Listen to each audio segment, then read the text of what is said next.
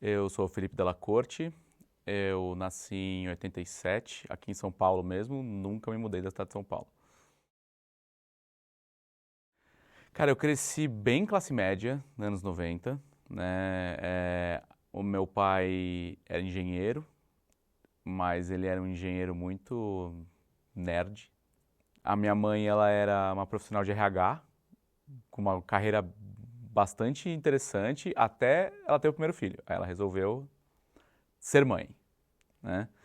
E até eu fazer uns 12, 13 anos, meu irmão tá com 10, 11, aí ela voltou a trabalhar, fez um concurso, foi trabalhar no Banco do Brasil. E então a gente cresceu tranquilo, assim.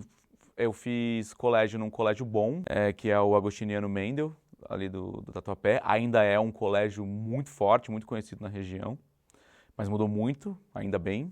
Cara, muito louco porque eu sou da Moca, né, velho? Ah, porra, meu pai fala igual o Faustão, né? Ele fala Rosana, Regina. Muito engraçado. E essa raiz moquense é muito presente na minha vida, muito presente, sabe? Eu voltei a morar na Moca na primeira oportunidade, eu saí da Moca depois que eu casei, aí depois que eu me divorciei eu voltei pra Moca. Tipo, é o bairro mais barrista de São Paulo. E isso é incrustado nas pessoas, só que é tão gostoso, né? É tão gostoso você andar de manhã num domingo e ter pessoas assim, desde criancinha andando de mão dada com os pais, até idosos botando camiseta do Juventus para ir assistir o time jogar na Rua Javari, sabe? Futebol de várzea, comer canole. A Moca tem muito uma vivência de interior incrustado em São Paulo, que eu acho que é a única coisa que me faz querer ficar em São Paulo. Porque tem muito comércio familiar, tem muito empresa familiar, comércio local. Então, essa vivência foi o que pautou muito a minha infância, sabe? De você conhecer os seus vizinhos, brincar na rua, saber o nome dos cachorros da rua, sabe? A rua que meus pais moram é de paralelepípedo até hoje. Meu pai comprou um Atari quando eu tinha 6 anos, com a desculpa que era para as crianças. Né? A minha mãe acreditou, assim. Então eu cresci... Por mais que eu tinha a opção de ir pra rua, né? E eu ia muito, tipo, vamos jogar taco, vamos andar de bicicleta, vamos brincar de polícia-ladrão com arminha de caninho. Eu ficava muito tempo, é, tanto no videogame quanto nos jogos de tabuleiro. Eu era ali o cara enfurnado, o moleque enfurnado pô, vamos zerar Double Dragon, vamos zerar Sonic, passar 5 horas jogando. Tipo, a mãe gritando que vai estragar a TV, sabe? Era sensacional. Eu jogava videogame, eu jogava RPG, eu jogava card game, eu jogava Pokémon TCG em liga semi-profissional, tipo, valendo dinheiro. Então eu andava pelas lojas de card game de São Paulo, me inscrevendo em campeonato, se não ganhasse dinheiro, ganhava carta, né, que teoricamente valia dinheiro. Ia muito em evento, eu ia em evento de anime, eu ia, assim, a primeira Anime Friends, 1998, acho que foi uma coisa de... Né? Eu ia muito no Encontro Internacional de RPG, ia muito na Devir, onde a galera se juntava para jogar, encontrar novos livros e tal. Então eu fazia muito isso. Ia muito no Centro Cultural Vergueiro, né?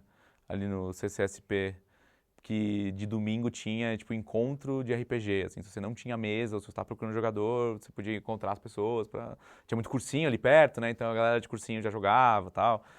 Então eu ia muito nessa questão de participar de comunidade, ia muito em lan house, muito, tipo, foi o grande boom das lan houses na minha adolescência, assim, tipo, 14, 17, foi quando pipocou as lan houses em São Paulo, tipo, a Monkey, mesmo ali no Tatuapé, era lotado de lan house na Praça Silva Romero, devia ter umas 10. E a gente fazia corujão, então, tipo, mentia o RG, porque só podia ficar com 18 ou mais. Só que o moleque de 18, 19 anos que cuidava do corujão já conhecia a gente. Então, assino ali que tá tudo certo. Então, baixava a porta da lan house, passava a madrugada inteira, só saía de lá às 6 horas da manhã. Então, eu vivia muito essa coisa da comunidade geek, que nem se chamava geek na época, né? Eu tava muito com essa comunidade, assim, pô, vamos juntar para ir assistir Senhor dos Anéis no cinema. Então vamos em 12, 15 pessoas, sabe? Vamos juntar para fazer um corujão de Dota, vamos. 20 pessoas no corujão de Dota, sabe? Então era bem legal, assim, era uma época de você encontrar pessoas com o mesmo tipo de hobby e juntar para fazer um deles. O meu primeiro momento de ECA foi muito louco, porque eu tinha o cabelo abaixo do ombro, né? Eu era magricelo, eu pesava, sei lá, 60 quilos no máximo, e eu tinha o cabelão aqui no ombro, e eu vim no dia da matrícula, já, tipo, preparado, assim, pô, os caras vão cortar meu cabelo, velho. Porque eu tinha banda de punk rock, não sei o quê, sabe? E eu ficava lá na fila, assim, chegou o pessoal. Eu gosto muito do trote daqui, né? Eu não sei se manteve isso, mas aquela cultura de... é pouca gente, né, por curso, 50, 60. Então tinha aquela coisa de você ser adotado por um veterano e trocar contatos com ele e ele ser a tua referência do primeiro ano. E aí eu cheguei e eu lembro do pessoal falar assim, meu Deus, é o filho do Caio. E eu, ok, não sei o que está acontecendo. Ele, não, é o filho do Caio, chama o Caio porque esse é o filho do Caio. Não tem como, já era. E eu vim, eu lembro exatamente, cara, eu tava com uma camiseta do NoFX e aquelas bermudonas com corrente, sabe? Bermuda de tactel que ia pra baixo do joelho, com corrente e tal, não sei o quê. E uma munhequeira de skate. E aí, eu só chama o Caio Paganotti, incrível, puta cara. E aí, ele veio e ele também, tipo, cabeludão, ele tava com uma blusa do Rancid e ele tava de coturno aberto, assim. Aí ele olhou pra mim e fez... filho! E ele ficou, não, meu filho não, vai ser o legado dos cabeludo roqueiro aqui na ECA. O meu rolê na ECA foi muito mais com professores, principalmente professores que abraçaram a minha loucura, a minha gana de, em 2005, querer estudar videogame como mídia. Então, falava uma loucura dessa, o pessoal falou, pô, vamos. Eu acho que, em primeiro lugar, a Lourdinha. A Lourdinha, assim... Eu tomei um tapão da Lourdinha, não literal, mas assim, mais literário, talvez. Porque a Maria de Lourdes, ela era a professora de língua portuguesa 1 a 5, acho que era, assim, sabe? Tipo, quase todas as cadeiras. E ela era daquele núcleo de estudo de novelas brasileiras, né? E a aula dela era monstruosa. E, óbvio, imagina, eu entrei na ECA com 17. Eu era um pirralho, uma punk rock revoltado. E aquela coisa de, novela é uma coisa idiota. Novela, que bagulho estúpido, novela. E ela, me deu uma aula, assim, literal, né? Tipo, de... O que você tá falando, moleque, sabe? Deixa eu te mostrar uma parada. E eu fiquei, caramba, tal... E aí, muito dela falar, pô, eu fundei um núcleo de estudos de novela aqui, então eu falei, pô, dá pra ter esse recorte? Porque até pouco tempo antes de entrar na faculdade, você não entende que existem recortes, né? Você entende que tem ciências exatas, ciências humanas, né? Ciências biológicas, e o curso é jornalismo, é publicidade, é não sei o quê, tipo, não, tipo, não, mas e estudar essa coisa muito específica? Dá. Então ela foi a primeira pessoa que me falou, é isso que você quer estudar? Então vamos estudar isso. Você quer estudar narrativa e roteiro em games? Tem isso? Eu falei, professora, se tem novelas, tem cinemas, tem quadrinho. Ela foi a primeira a falar, não, vamos fazer. Vamos conversar com os professores, vamos fazer. Outro professor que levou muito a sério isso, porque eu queria estudar essa questão de games enquanto comunidade, games enquanto perfil de consumo, foi o Leleba. Né, ele me ajudou muito, inclusive, durante meu TCC, foi na minha banca, foi um dos caras que entendeu o que eu queria, né, onde eu queria descer. E levou a sério, falou, não, games, ok, entendi. Puta, é um consumo gigantesco, vamos entender os hábitos, né? Vamos entender os mercados, os nichos. O Máximo Felice, porque ele era o grande cabeça de comunicação digital, então ele era o cara que conseguia me dar uma teoria muito forte. E não tem como não falar que, assim, o meu grande padrinho na ECA era o Lully. O meu grande padrinho na ECA foi o Lully. O Lully é um cara que eu carrego conversas com ele até hoje. Né? Por exemplo, eu vim aqui gravar, eu tive que falar, Lully, eu vou na ECA, vou te encontrar, vou lá ver a sua aula, porque se ele sabe que eu vim e que eu não falei nada pra ele, ele ia me caçar. E foi o meu orientador, e o Lully era o grande, não sei se ainda é assim, mas o Lully sempre foi um grande vanguardista, né? Sempre foi o cara que aceitou a gente desbravar novos matagais, assim, tudo mato ali, vamos ver até onde vai. E eu tenho um agradecimento muito, muito especial por um único semestre que explodiu minha cabeça com o professor Almir Almas, que na época ele dava uma disciplina de mídias interativas e novas mídias e tal. Era uma disciplina muito voltada para instalações artísticas, instalações interativas. E quando eu falei para ele, professor, e games? Ele, nossa, games, verdade, senta aqui e me conta sobre games. Então, me ensinou muito do que depois se desdobrou no meu trabalho de interação humano-máquina, sabe? Expressão artística interativa. Hoje, o que é mais importante para mim é uma questão de voltar para as comunidades, né? Eu acho que a comunidade, no conceito teórico e prático dela, de que são pessoas unidas porque elas têm interesses em comum e se tornam afins, está se perdendo muito. E essa foi a minha base fundamental para entrar no mercado de games. Eu entrei no mercado de games pela comunidade, eu era do fórum, eu era do evento, sabe? A gente se conhecia, a gente se arquitetava para a gente transformar o videogame em alguma coisa legal.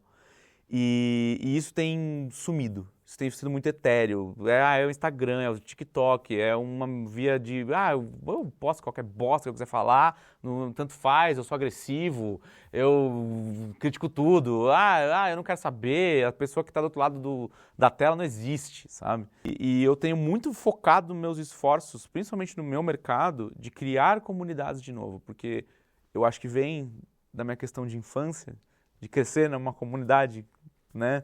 Uma comunidade de famílias operárias, a Moca é o meu país, né? Essa coisa mais tribal, onde você consegue se conectar de verdade com as pessoas.